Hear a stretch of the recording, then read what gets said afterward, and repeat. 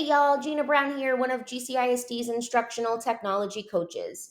So if you are wanting to try out Flipgrid, it has changed in the past year or so. So just check out this video and feel free to pause, follow along to get your class set up in Flipgrid. So you will do educator sign up and you will sign in with your Google account. I am just going to log in because I already have an account. So let me go here. Now this is your Educator Dashboard. So this is the spot that has all of your groups, which the way I think about it is these are my classes or maybe my subjects. And then topics are within each group. So it's kind of like a chapter and pages or a book and chapters, whichever way you kind of want to look at it. So I'm going to add a sample group and you can also delete. So you notice how back here, I had already done a sample to kind of walk people through it. So if I open this one up, you can see within my sample, I have topics. So I like the analogy of a book and chapters best. So I'm going to do add a group, and I am going to call this just sample Flipgrid group. I can even go in and I can change my theme. I can search, which is pretty cool. Let's do some books. I love that. So I'm going to call this sample Flipgrid group. Now, this is the most important part. You need to add the email domain for you first off, so gcisd.net, and then you also need to add it for the student so the students are able to access. So at gcisdstudents.net. Now, username, you don't want to do this because you have email or domain. So what that means is anybody that has these two email domains will be able to access it. So now I'm going to hit create group. And then this is my group code, y'all. So all I have to do is copy this and I can share this with anybody within the GCISD domain and they will be able to access it. So for instance, let's pretend I'm a student and I got this group shared with me. Bingo, I'm in. And I can go in and I can click this and I can add a response. And this is like, hey, who am I? I love to do this at the start of the year with students pronouncing their names.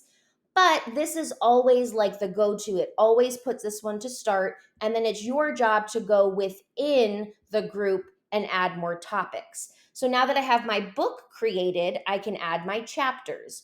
You can delete this one by clicking this and hit delete topic. So if you don't want to have this intro, you don't have to.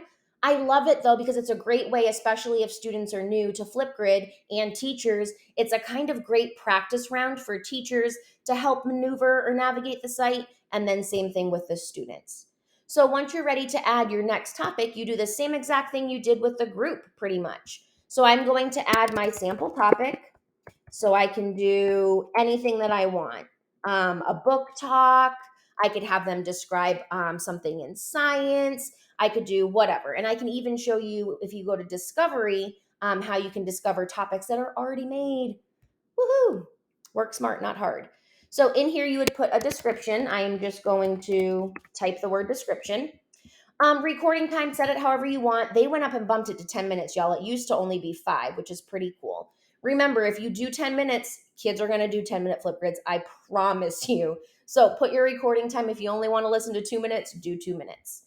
And then type of media, topic of media, you can add all these different things, which are pretty cool. So if I want to add a sticker, let's say I want to add a book sticker, I can add this awesome stuff here.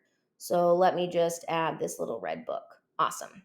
And it just puts that type of media. One of my favorite things, y'all, is the GIF. I mean, the GIFs always get kids. Like, that's just their favorite thing ever. So if you go here and go to Giphy, you can add any of these great little GIFs. Just remember, GIFs sometimes are a little too much for some students, so kind of keep that in mind.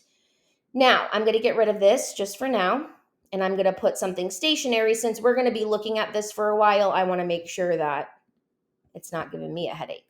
So now I have that ready to go. I can add attachments. So if there's something I want the kiddos to look at, a PDF or a slideshow, then that would be something that I would add here. So I can add the link and I can title it. So for instance, let me put, this is something I have open, this Chromebook app.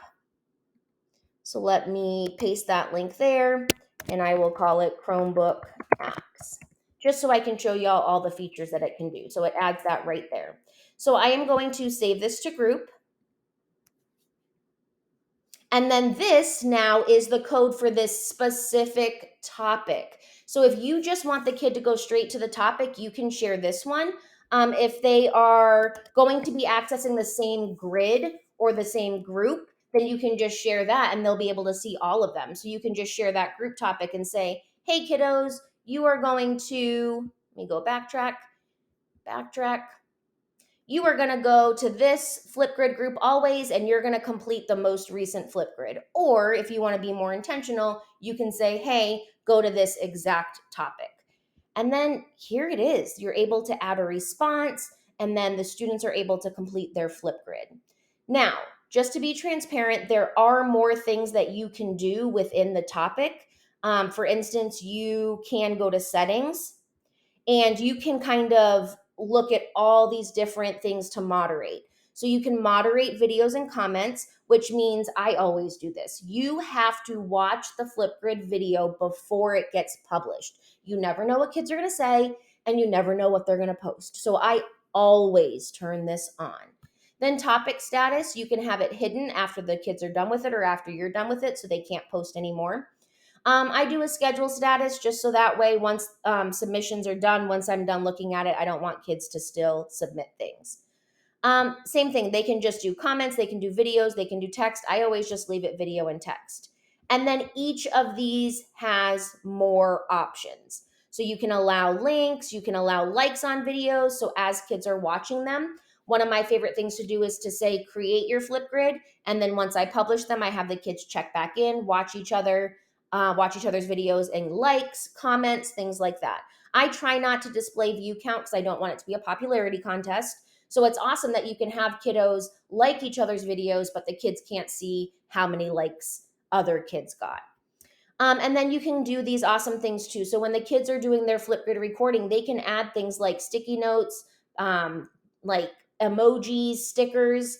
Sticky notes are great because while students are recording, they can write down their notes, and it's like a little screen prompter almost. It puts it in the top corner, but it does not show on their video. So that's a great way to get them organizing their thoughts prior to.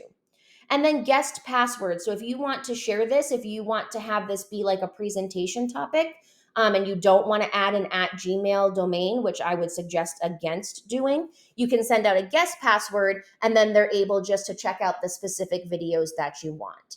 So I am going to, if you want them always to do this, you can do save changes to my default setting, and I'm going to do update topic. And then there you go. The kiddos are able to join with this join code and they're able to get started flip gridding. Hope that was helpful, y'all.